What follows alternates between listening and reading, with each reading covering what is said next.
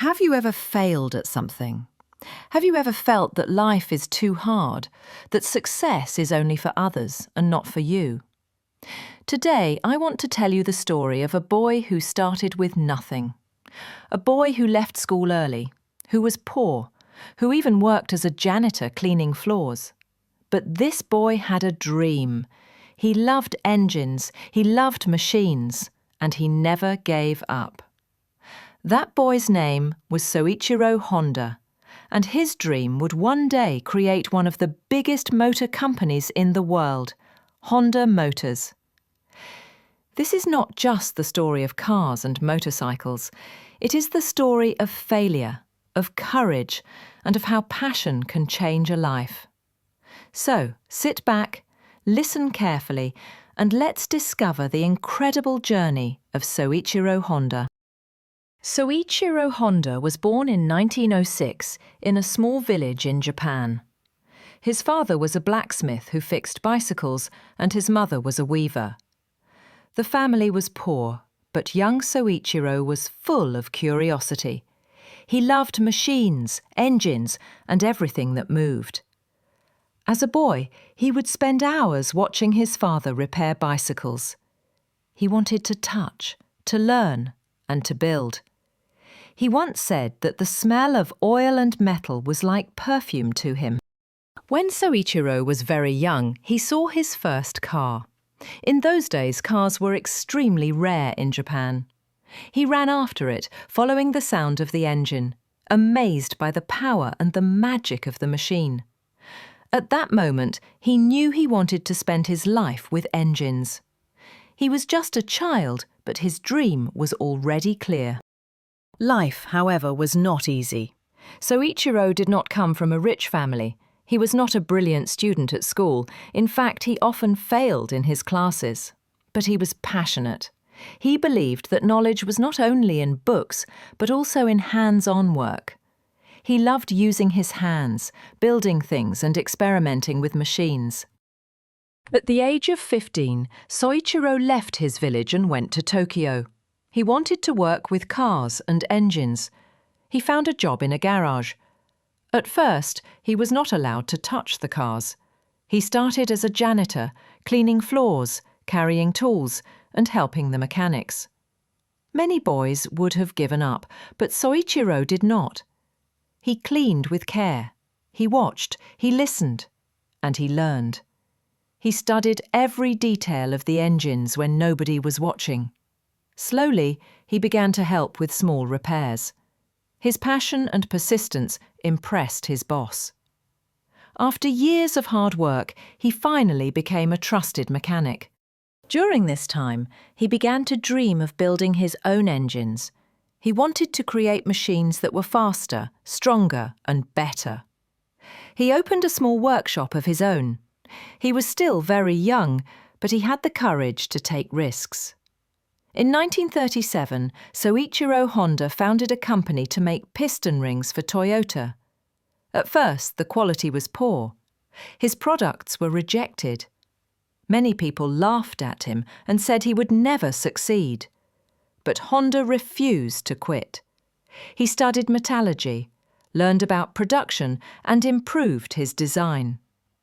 After many failures, Toyota finally accepted his piston rings. But then came the Second World War. His factory was bombed twice. Later, an earthquake destroyed it again. Everything he had worked for was gone. Most people would have lost hope, but not Soichiro Honda. He rebuilt again and again. After the war, Japan was poor. There was not enough food, not enough money, and not enough fuel. People needed a way to move around cheaply. Honda had an idea. He took small engines from military machines and attached them to bicycles. Suddenly, people could travel quickly and cheaply. These motorized bicycles became popular, and Honda created a new company, Honda Motor Company. In 1949, Honda built his first real motorcycle, called the Dream. It was powerful, reliable, and affordable. People loved it. Soon, Honda motorcycles spread all over Japan. But Soichiro Honda did not stop there. He dreamed bigger. He wanted to conquer the world. In the 1950s and 1960s, Honda motorcycles entered the American and European markets. At first, people laughed at the idea that a Japanese company could compete with famous Western brands. But Honda proved them wrong. His motorcycles were small, affordable, and extremely reliable. The famous slogan was born: "You meet the nicest people on a Honda."